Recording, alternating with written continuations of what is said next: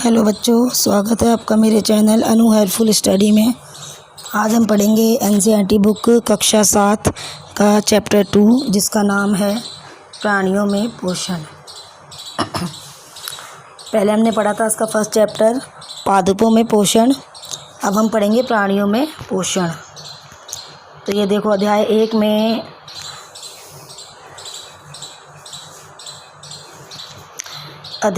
आपने पढ़ा है कि पादप यानी कि पौधे अपना भोजन प्रकाश संश्लेषण द्वारा स्वयं बनाते हैं, परंतु प्राणी जो है जंतु जो है वो ऐसा नहीं कर सकते। प्राणी जो है अपना भोजन प्रत्यक्ष अथवा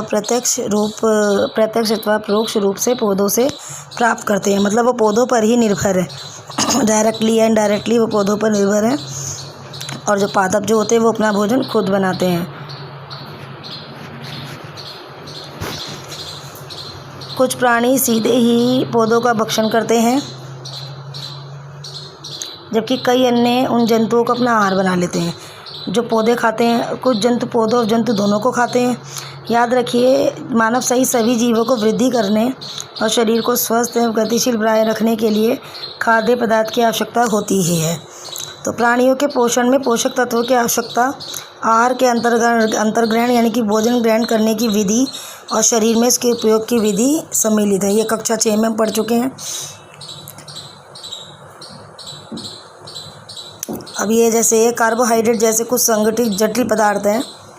अनेक जंतु इन जटिल पदार्थों का उपयोग सीधे इसी रूप में नहीं कर सकते, अतः उन्हें सरल पदार्थों में पहले बदलते हैं, उसके बाद ही हम इसका यूज़ कर सकते हैं।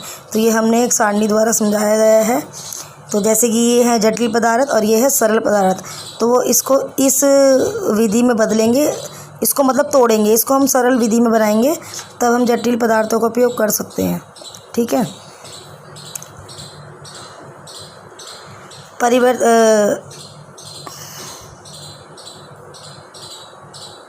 यहाँ पे दिया गया है जटिल खाद्य पदार्थों का सरल पदार्थों में, मतलब जो जटिल खाद्य पदार्थ थे, कार्बन डाइऑक्साइड जैसे कुछ जटिल संघटक थे, जटिल खाद्य पदार्थ, उनका हम सरल पदार्थों में परिवर्तित होना या टूटना विखंडन कहलाता है, और इस प्रक्रम को हम पाचन कहते हैं। ठीक है। भोजन ये है 2.1 खाद्य अंतर्ग्रहण की विभिन्न विधियाँ। भोजन के अंतर्ग्रहण की विधि विभिन्न जीवों में भिन्न भिन्न होती है। जाहिर सी बात है, अलग अलग जीव होते हैं तो उसमें भोजन ग्रहण करने की जो विधि होती है वो भी अलग अलग होती है। जैसे मधुमक्खी और मरमर पक्षी है, वो पौधों का मकरंद चूसते हैं। मानव एवं कुछ अन्य जंतुओं में शिशु माँ का दूध पीते हैं। जैसे अजगर है, सर्प है, वंश के प्राणी अपने शिकार को समूचा ही निगल जाते हैं। कुछ जलीय प्राणी हैं जो अपने आसपास पानी में तैरते हुए खाद्य कणों को छानकर उनका भक्षण करते हैं। अब क्रियाकलाप 2.1 में दिए गए जंतुओं के भोजन, इस भोजन के प्रकार पोषण प्राप्त करने की विधि कौन सी है? ठीक है।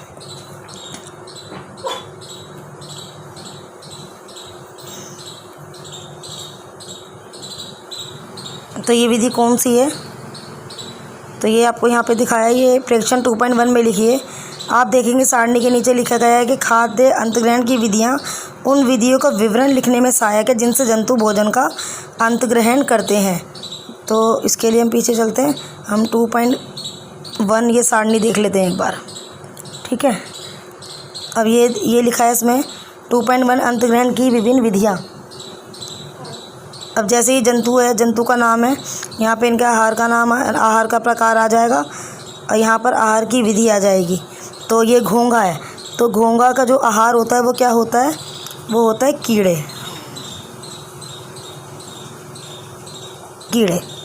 ठीक है। और इसकी आहार की जो विधि होती है वो क्या होती है? आहार की विधि इसकी होती है छीलना। ठीक है।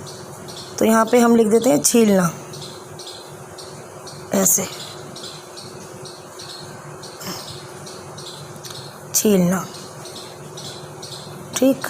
तो ये घोंघा का आहार का प्रकार है कीड़े, और उसके आहार की जो विधि है वो है छीलना। जैसे मैं यहाँ पे बता देती हूँ आपको। जैसे ये चींटी है, तो चींटी का जो आहार का प्रकार है वो है अनाज। ठीक है। और इसकी आहार की विधि क्या है चींटी की? वो है छीलना और चबाना। तो ये देखो, ये यहाँ पे लिखा हुआ है, ये रहा छीलना और चबाना, ये है नंबर 2। छीलना और चबाना नंबर 2, ठीक है। अच्छा, अब तीसरा है चील।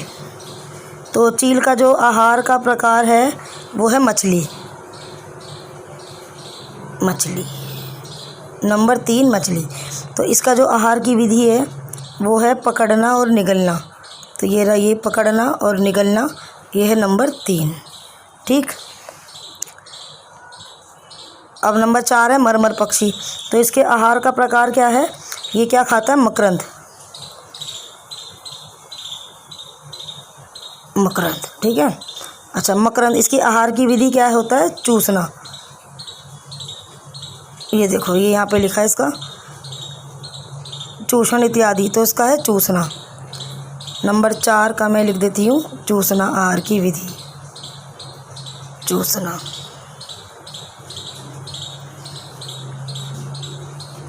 ठीक है, नंबर 4 चूसना। इसका जो आहार का प्रकार है वो है मकरंद, और जो इसकी आहार की विधि है वो है चूसना। अब नंबर 5,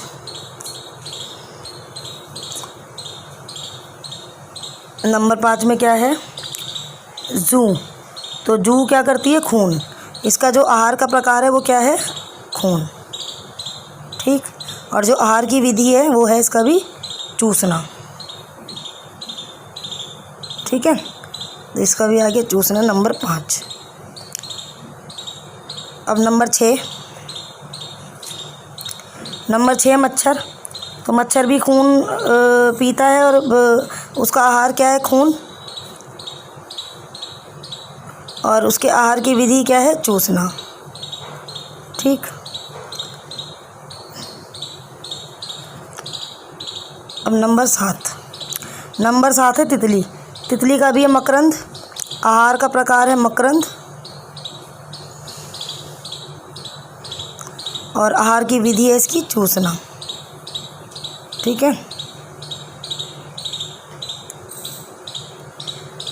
अब नंबर 8 है मक्खी। मक्खी का जो आहार का प्रकार है वो है तरल भोजन,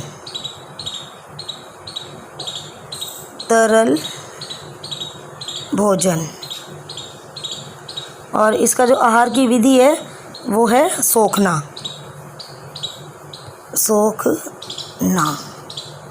ठीक। तो ये टेबल हो गई हमारी। अब आगे चलते हैं। अब आगे हम देखेंगे मानव में पाचन कैसे होता है। हम अपने मुख द्वारा भोजन का अंतःग्रहण ग्रहण करते हैं और इसे पचाते हैं, मतलब हम मुंह से भोजन लेते हैं और इसे फिर हम धीरे धीरे पचाते हैं और इसका उपयोग करते हैं। आहार का बिना पचा जो भाग है वो मल के रूप में निष्कासित किया जाता है। क्या आपने कभी ये जानने का प्रयास किया है कि शरीर के अंदर भोजन का क्या होता है? भोजन एक सतत नली से गुजरता है जो मुख गुहिका से प्रारंभ होकर गुदा तक जाती है। इस नली को विभिन्न भागों में बांट सकते हैं। इस नली को हम विभिन्न भागों में बांट सकते हैं, जैसे कि पहला है मुख गुहिका, दूसरा है ग्रास नली या ग्रसिका या आमाशय, तीसरा चौथा है शुद्रांत यानी कि छोटी आंत, बृहदांत्र यानी कि बड़ी आंत जो हमारे मलाशय से जुड़ी होती है, और एक है मलद्वार अथवा गुदा। अब जैसे कि मैं आपको ये इससे समझाती हूँ, पहले ये पढ़ लेते हैं थोड़ा सा। भोजन विभिन्न भागों से गुजरता है, उसके विभिन्न घटकों का पाचन भी क्रमिक रूप से होता जाता है। आमाशय की जो आंतरिक भित्ति, शुद्रांत तथा आहार नाल से संबंध विभिन्न ग्रंथियां जैसे कि लालाग्रात, यकृत, अग्न्याशय पाचक रस स्रावित करती है। पाचक रस जटिल पदार्थों को उनके सरल रूप में बदल देते हैं और ये आहार नाल एवं संबंधित ग्रंथियां मिलकर पाचन तंत्र का निर्माण करते हैं। तो हम ये देखेंगे चित्र 2.2 में। अब ये देखो, ये क्या है? ये है इसकी मुख गुहिका। यहाँ से हम भोजन करते हैं, यहाँ से भोजन का पाचन होता है, ठीक। उसके बाद हम क्या करते हैं, भोजन का पाचन जब करते हैं तो इसमें से जो जीभ के नीचे हमारी होती है वो होती है लाला ग्रंथि, यानी कि इसमें से हमारी लार निकलती है, ठीक है। और वो धीरे धीरे जाता है तो ऐसे ग्रसिका में चला जाता है, जाके फिर वो यहाँ पे ये यकृत में जाता है। उसके बाद यकृत का ये आमाशय में चला जाता है, ये हमारा माशय, फिर आग्नेयाशय, पित्राशय, उसके बाद क्षुद्रांत यानी कि ये जो अंदर का हिस्सा है ये हमारी छोटी आंत है। और जो फिर ये जो बाहर का है ना ये हमारी बृहदांत, इसको हम बोलेंगे बड़ी आंत। और उसके बाद ये जाता है मलाशय, फिर ये चला जाता है गुदा में। ठीक, अब हम जाने कि आहार नाल के विभिन्न भागों में भोजन का क्या होता है।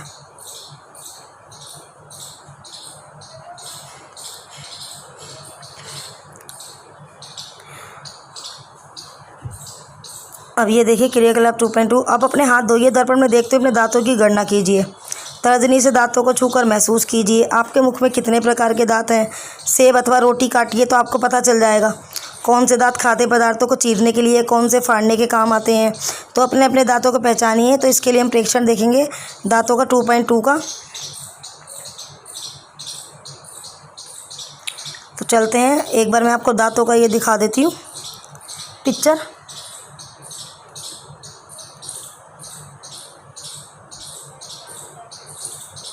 तो ये देख लो आप एक बार, ये दांतों की पिक्चर बनी हुई है, इस तरह से दी हुई है।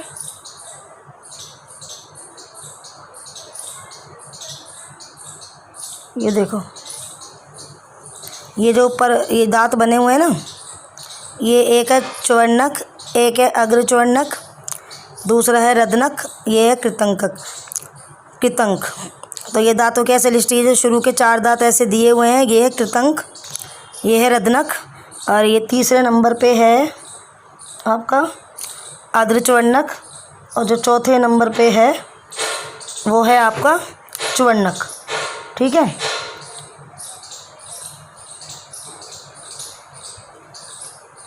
तो इसकी लिस्ट दी हुई है। अब ये जो हमारा ये काटने का काम करता है, और ये जो रदनक है ये हमारा फाड़ने का काम करता है। ये जो इसके 4 ऐसे दिए हुए हैं, ये 2 दांत, मतलब 2 नीचे के होते हैं और 2 ऊपर के होते हैं।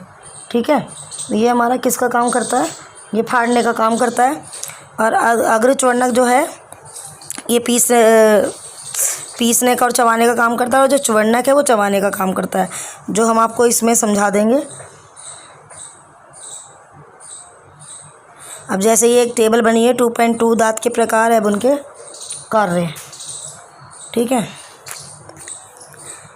हमारे मुख में लाला ग्रंथि होती है जो लाला रस लाड़ सावृत करती है।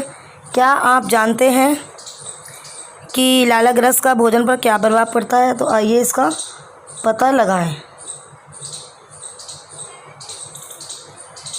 तो चलते हैं, अब ये है दांतों के प्रकार, ये दांतों की संख्या, निचला जिबड़ा और ऊपरी जबड़ा, और यहाँ पे इसका टोटल योग आ जाएगा। ठीक है, अब ये देखो, ये दांतों का दिया गया है आपको, यहाँ पे दिया है, ये मैं ऐसे दिखाती हूँ। कर्तन एवं दंशन वाले दांत, कर्तन यानी कि कृतंक वाले दांत, तो इसके जो है इसको हम बोलते हैं अंग्रवर्णक, जैसे ये रहा अंग्रच्वर्णक। ठीक है, इसको हम ये वाले बोलते हैं। ये जो 4 वाले दांत है ना, 2 ये वाले और 2 ये वाले हैं। ठीक है, जो हमारे काटने और दशन वाले दांत होते हैं वो है अग्रच्वर्णक। तो ये नीचे के 4 होते हैं और ये ऊपर के भी 4 होते हैं। ठीक है, और इसका नाम होता है ये अग्रच्वर्णक। तो 4 जो इसकी संख्या हो गई वो टोटल हो गई 8। ठीक है, अब चीरने और फाड़ने वाले दांत कौन से हैं? वो है ये मैंने बताया था, फाड़ने वाले रदनक। ठीक है, तो रदनक वाले एक यहाँ का और एक यहाँ का, यानी कि 2 नीचे के हो गए, 2 ऊपर के हो गए। इसकी टोटल संख्या हो गई 4। दूसरा चबाने और पीसने वाले दांत, तो वो है अग्रच्वर्णक और च्वर्णक। तो ये मैं ऐसे दिखाती हूँ, ये रहे चबाने और पीसने वाले दांत है, ये चबाने वाले, ये पीसने वाले, ये दोनों ही हैं मतलब। तो ये वाले ये हैं 3 ये हैं, तो 3 नीचे के 3 ऊपर के, 6 हो गए, और 2 ये वाले हैं, 4 ये हो गए। तो 4 8, मैं यहाँ पे लिख के बताती हूँ आपको, ये देखो। तो 4 तो ये अग्रच्वर्णक हो गए, 6 च्वर्णक हो गए। ठीक है, ऐसे ही 4 अग्रच्वर्णक और 6 च्वर्णक, तो टोटल जो हो गए हमारे 20 हो गए। 4 नीचे के 4 ऊपर के और 6 नीचे के 6 ऊपर के, तो 12 और 8 20। ठीक है, तो ये हमारे हो गए च्वर्णक चबाने वाले, ये चबाने पीसने वाले, और ये जो हैं ये फाड़ने वाले, ये वाले हो गए हमारे जब वो पीसने वाले, ठीक है, चबाने और पीसने वाले हो गए अग्निचवंडक और चवंडक, चीरने फाड़ने वाले हो गए रधनक, और कीर्तन वाले हो गए हमारे ये हो गए अग्निचवंडक, यानी कि ये वाले, ठीक है। तो ये दांतों के बारे में।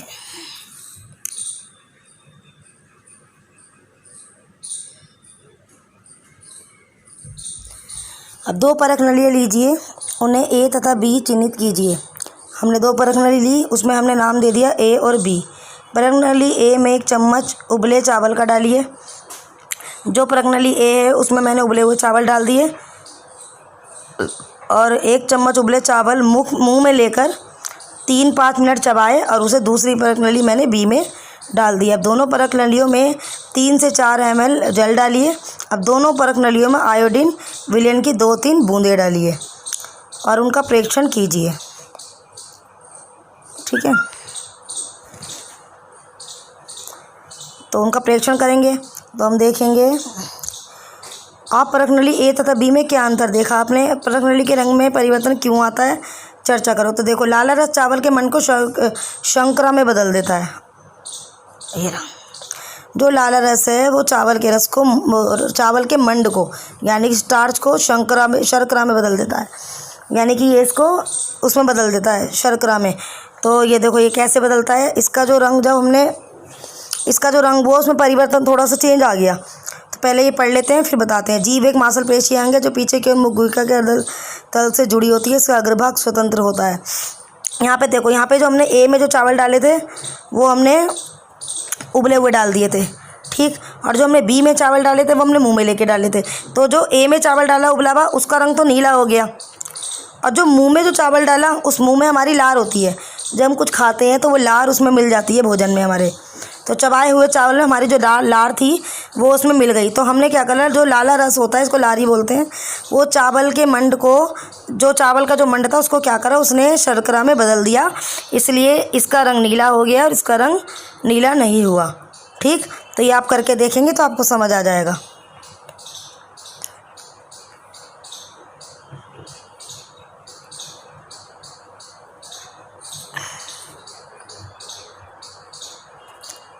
अब ये निम्न पदार्थों के अलग अलग विलयन तैयार कीजिए, जैसे चीनी का विलयन, नमक का विलयन, नींबू का रस, नीम की पत्ती, ये सब आप खुद भी कर सकते हैं। अब अपने मित्र से पूछो जीभ के किस क्षेत्र से उसे मीठे का स्वाद आता है, नमकीन, खट्टे, कड़वे का स्वाद का अनुभव होता है, ठीक है। और जैसे जीभ के विभिन्न क्षेत्रों को अभी आपको दिखाया गया है, उसमें 1-2 बूंदें रखिए विलयन की। दांत कुरेदने की सीख का उपयोग करें। इस प्रक्रिया को अन्य विलयनों के साथ दोहराएं। तो इस तरह से आप ये सब करके देखिए। अब ये भोजन नली ग्रसिका है, इसमें निकला हुआ ग्रास नली अथवा ग्रसिका में जाता है। मतलब इसमें जो भी भोजन हम निगलते हैं वो हमारी ग्रास नली में जाता है, यानी कि ग्रसिका में जाता है। तो ये मैं आपको 2.2 में दिखाती हूँ। पीछे वाली चित्र में मैंने आपको दिखाया है 2.2 में, ये रही, ये देखो, ये मुंह में जाता है, पाचन करता है, लार में मिलता है, फिर ये ग्रसिका में चला जाता है। ये देखो धीरे धीरे ये यकृत, अमाशय, अग्नाशय, छोटी आंत, बड़ी आंत, मलाशय और ऐसे ऐसे ऐसे ऐसे करके ये गुदा तक पहुंच जाता है, ठीक है। अच्छा, तो ग्रसिका गले वक्ष से होती हुई जाती है। ग्रसिका की भित्ति के संकुचन से भोजन नीचे की ओर सरकता जाता है। तो ग्रसिका की भित्ति के संकुचन से जो क्या होता है, भोजन जो है नीचे की ओर सरकता जाता है। वास्तव में संपूर्ण आहार नाल संकुचित होता है। वास्तव में संपूर्ण आहार नाल संकुचित होती रहती है तथा यह गति भोजन को नीचे की ओर धकेलती रहती है। तो जैसे अब ये है, ये देखो यहाँ पे भी दिया हुआ है, यहाँ से भोजन गया, धीरे धीरे ये नीचे आया, ग्रसिका तक पहुँचा, यहाँ से अमाशय तक पहुँचा। अमाशय हमारा इतना बड़ा होता है, ठीक है। तो ये आपको ये विधि भी बता दी गई है इसमें। अब अमाशय मोटी भित्ति वाली एक थैलीनुमा संरचना है। ये एक थैली बनी हुई है। यह चपटा है, जे की आकृति का होता है।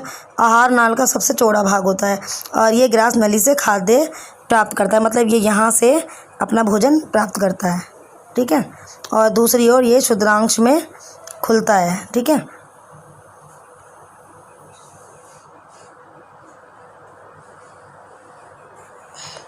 अमाशय का जो आंतरिक स्तर होता है या आंतरिक सतह होती है वो श्लेष्मल हाइड्रोक्लोरिक अम्ल तथा पाचक रस स्रावित करता है। अमाशय का आंतरिक सतह जो होती है वो श्लेष्मल, हाइड्रोक्लोरिक अम्ल तथा पाचक रस स्रावित करता है। श्लेष्मल अमाशय के आंतरिक स्तर को सुरक्षा प्रदान करता है। अमाशय के आंतरिक स्तर को सुरक्षा कौन प्रदान करता है? श्लेष्मल। ठीक। अम्ल अनेक ऐसे जीवाणु को नष्ट करता है जो भोजन के साथ वहाँ तक पहुँच जाते हैं। भोजन के साथ वहाँ तक जो जीवाणु पहुँच जाते हैं उसको जो अम्ल है वो नष्ट कर देता है। साथ ही ये माध्यम को अम्लीय भी बना देता है, जिससे पाचक रसों को क्रिया करने में सहायता मिलती है। और पाचक रस जो होते हैं वो प्रोटीन को सरल पदार्थों में विघटित कर देता है। यहाँ पे ये शुद्रांश है यानी कि छोटी आंत, ये 7.5 मीटर लंबी होती है और अत्यधिक कुंडलित नली होती है। ये मतलब ये मुड़ी हुई होती है, घूमी हुई होती है, घुमावदार। कुंडलित मतलब कि घुमावदार। ठीक है। तो जो छोटी आंत होती है वो 7.5 मीटर लंबी होती है और ये बहुत ज़्यादा घुमावदार होती है यानी कि कुंडलित नली होती है। यह यकृत और अग्नाशय से स्राव प्राप्त करती है और इसके अतिरिक्त इसकी भित्ति से भी कुछ रस स्रावित होते हैं।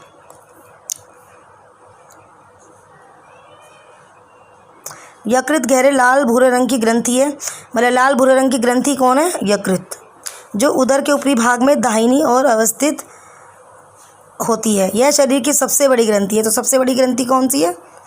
यकृत। यह पित्त रस स्रावित करती है जो एक थैली में संग्रहित होता रहता है। इसे हम पित्ताशय भी कहते हैं। तो पित्ताशय किसे कहते हैं अब यहाँ से लिख सकते हैं इस बारे में। पित्त रस वसा के पाचन में महत्वपूर्ण भूमिका निभाता है। अग्नाशय हल्के पीले रंग की बड़ी ग्रंथि है जो अमाशय के ठीक नीचे स्थित होती है। तो चित्र 2.2 में अग्नाशय के रस कार्बोहाइड्रेट्स एवं प्रोटीन पर क्रिया करता है तथा इनको उनके सरल रूप में परिवर्तित कर देता है। आंशिक रूप से पचा भोजन अब शुद्रांश के निचले भाग में पहुंचता है यानी कि छोटी आंत, जहां आंत्र रस पाचन क्रिया को पूर्ण कर देता है और कार्बोहाइड्रेट सरल शर्करा जैसे कि ग्लूकोज में परिवर्तित हो जाते हैं। मतलब जो कार्बोहाइड्रेट है सरल शर्करा जैसे कि ग्लूकोज, ये सब ग्लूकोज में परिवर्तित हो जाते हैं। और वसा जो है वसा अम्ल एवं ग्लिसरॉल में परिवर्तित हो जाती है और प्रोटीन जो है वो एमिनो अम्ल में परिवर्तित हो जाता है। ठीक है।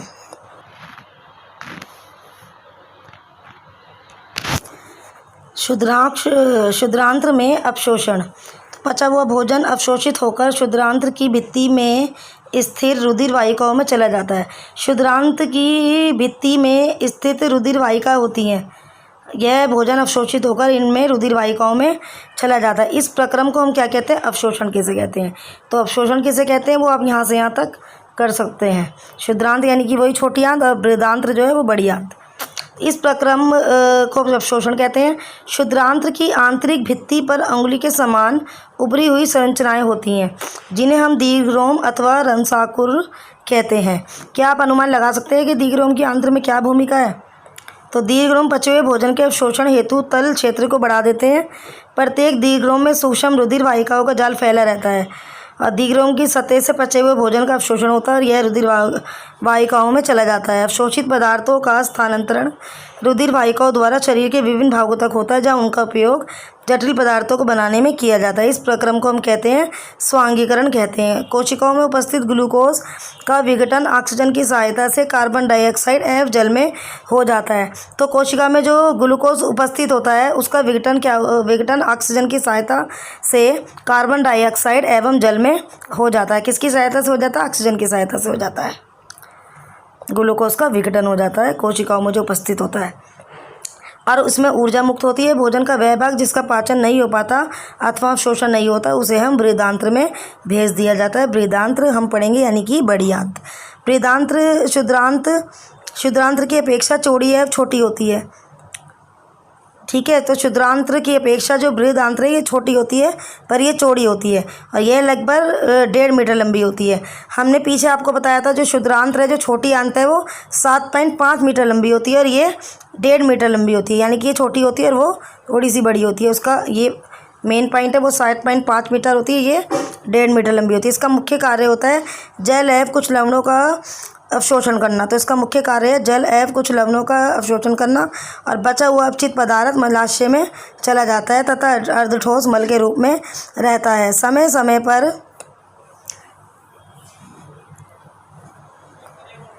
समय समय पर गुदा द्वारा यह अमल बाहर निकाल दिया जाता है और इसे हम निष्कासन कहते हैं। यहाँ पे पीछे से आप लिख लें निष्कासन किसे कहते हैं। अब ये कुछ घास खाने वाले जंतु हैं, उसमें पाचन बताएंगे। क्या आपने गाय भैंस घास खाने वाले शाकाहारी जंतु को देखा है?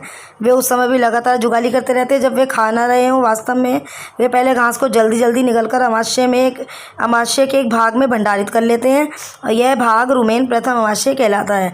रूमिमेंट में अमाशय 4 भागों में बटा होता है। रुमेन में भोजन का आंशिक पाचन होता है जिसे जुगाल कहते हैं, यानी कि कट कहते हैं, परंतु बाद में जंतु उसको छोटे छोटे पिंडकों के रूप में पुनः मुख में लाता है तथा जिसे वह चबाता रहता है। इस प्रक्रम को रोमंथन कहते हैं।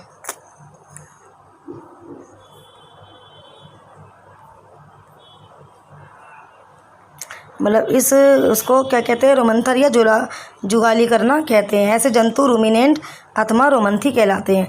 घास में सेलुलोज की प्रचुरता होती है जो एक प्रकार का कार्बोहाइड्रेट है।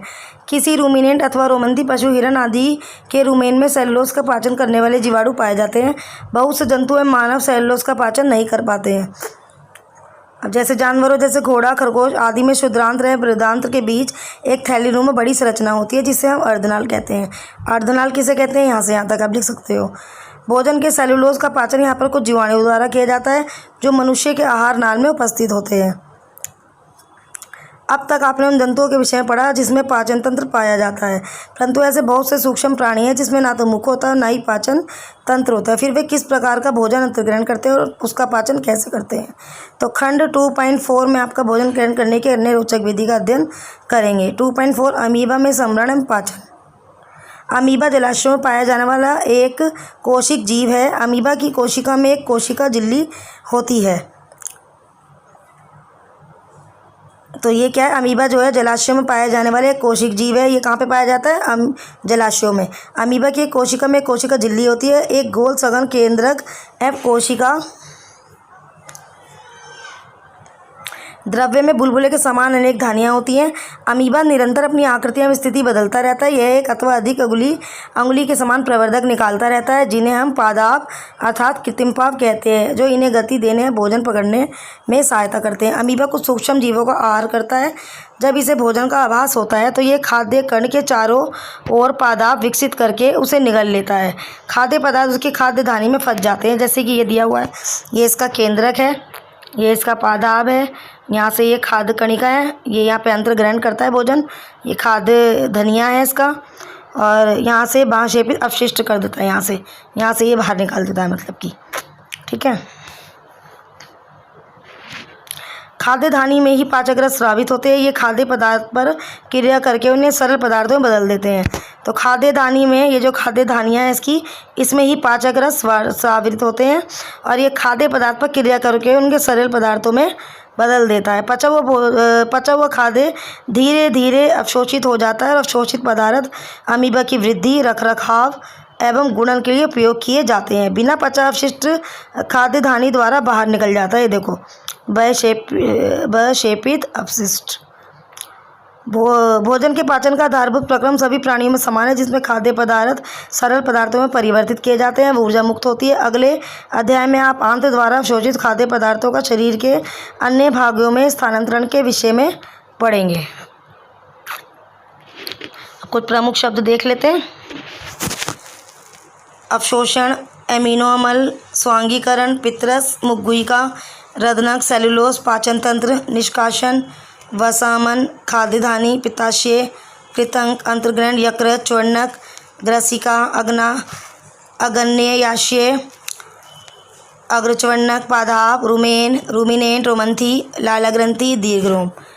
हमने क्या सीखा इसमें? तो आपने सीखा इसमें जंतु पोषण में पोषण आवश्यकताएं, भोजन, अंतग्रहण की विधियां एवं शरीर में इनका उपयोग सम्मिलित है। आहार नाल तथा स्रावी ग्रंथियां संयुक्त रूप से मानव के पाचन तंत्र का निर्माण करती है। इसमें मुखगुहिका, ग्रसिका, आमाशय, क्षुद्रांत, बृहदांत्र जो मलाशय में समाप्ति होती है, गुदा सम्मिलित है। पाचक रस स्रावित करने वाली मुख्य ग्रंथियां हैं जैसे लाला ग्रंथि, यकृत, अग्न्येयाशय, आमाशय की भित्ति और क्षुद्रांत की भित्ति भी पाचक रस स्रावित करती है। विभिन्न जीवों में भोजन ग्रहण करने की विधियाँ भी निम्न है। पोषण एक जटिल प्रक्रम है जिसमें अंतर्ग्रहण, पाचन, अवशोषण, स्वांगीकरण, निष्कासन शामिल है। मंड जैसे कार्बोहाइड्रेट का पाचन मुख में ही प्रारंभ हो जाता है। प्रोटीन का पाचन अमाशय में प्रारंभ होता है। यकृत द्वारा स्रावित पित्त आग्नेयाशय से आग्नेयाशिक स्राव एवं क्षुद्रांत्र भित्ति द्वारा श्रावरिक पाचक रस का क्रिया से भोजन के सभी घटकों का पाचन क्षुद्रांत्र में पूरा हो जाता है। तो यहाँ पे ये यकृत द्वारा स्रावित पित्त आग्नेयाशय से आग्नेयाशिक स्राव एवं क्षुद्रांत्र भित्ति द्वारा स्रावित पाचक रस की क्रिया से भोजन के सभी घटकों का पाचन क्षुद्रांत्र में पूरा हो जाता है। जल एवं कुछ लवण बृहदांत्र में अवशोषित होते हैं। अवशोषित पदार्थ शरीर के विभिन्न भागों को स्थानांतरित कर दिए जाते हैं। बिना पचे अवशिष्ट जिनका अवशोषण नहीं होता मल के रूप में गुदा द्वारा शरीर के बाहर निकाल दिए जाते हैं।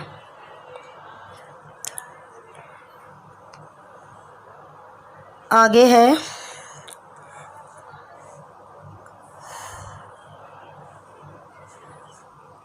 गाय भैंस, ऐसे पढ़ लेते हैं इसको। गाय भैंस और हिरण जैसे घास खाने वाले जंतु रोमंती रूमिनेंट कहलाते हैं। वे पत्तियों का अंतर्ग्रहण तीव्रता से करके उन्हें निगल लेते हैं तथा रुमेन में भंडारित कर लेते हैं। कुछ अंतराल के बाद भोजन पुनः मुख में आ जाता है। पशु धीरे धीरे जुगाली लेकर उसे चबाते हैं। अमीबा में भोजन का अंतर्ग्रहण पादप की सहायता से होता है तथा इसका पाचन खाद्य धानी में होता है। तो बच्चों, इसी के साथ हमारी वीडियो भी समाप्त हुई। थैंक यू बच्चों, मिलते हैं नेक्स्ट वीडियो के साथ।